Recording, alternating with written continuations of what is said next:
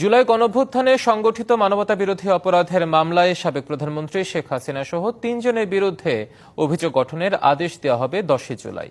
সকালে আসামি পক্ষের শুনানি শেষে এই দিন ঠিক করে ট্রাইব্যুনাল। শেখ হাসিনা ও আসাদুজ্জামান খান কামালের অব্যাহতি চেয়ে আবেদন করেছেন রাষ্ট্রনিযুক্ত আইনজীবী।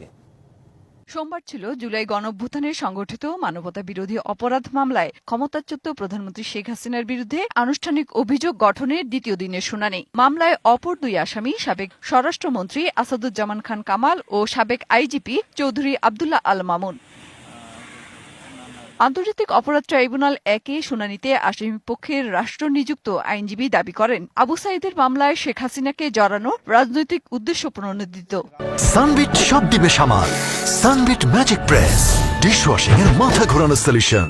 জুলাই আগস্টে কোনো যুদ্ধ সংগঠিত হয় নাই।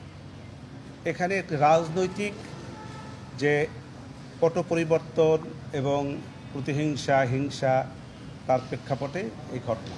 অতএব যেহেতু কোনো যুদ্ধ সংগঠিত হয় নাই, অতএব যুদ্ধাপরাধ থেকে উদ্ভূত যে সমস্ত অপরাধ মানবাধিকার সেইটা এখানে সংগঠিত হয় না। অন্যদিকে শেখ হাসিনা মানবতা বিরোধী অপরাধে জড়িত কিনা তা বিচারের মাধ্যমে প্রমাণিত হবে বলে দাবি করেন প্রসিকিউশন। চার্জ গঠন না হলে এই কথাগুলো উনি যে বলছেন বা আমরা যে কথাগুলো অভিযোগগুলো এনেছি এটা সত্য কি নয় সেটি নিরূপণ হবে বিচারে। অর্থাৎ বিচার শুরু হোক চার্জ গঠনের মাধ্যমে, তখন দেখা যাবে এটা সত্য কিনা। এদিকে সকালে এই মামলা থেকে শেখ হাসিনা ও আসাদুজ্জামান খান কামালের অব্যাহতি চেয়ে আবেদন করেছেন রাষ্ট্রনিযুক্ত আইনজীবী। এদিন সাবেক পুলিশ মহাপরিদর্শক চৌধুরী আব্দুল্লাহ আল মামুনকে ট্রাইব্যুনালে হাজির করা হয়। মেহের মনি, ডিবিসি নিউজ, ঢাকা।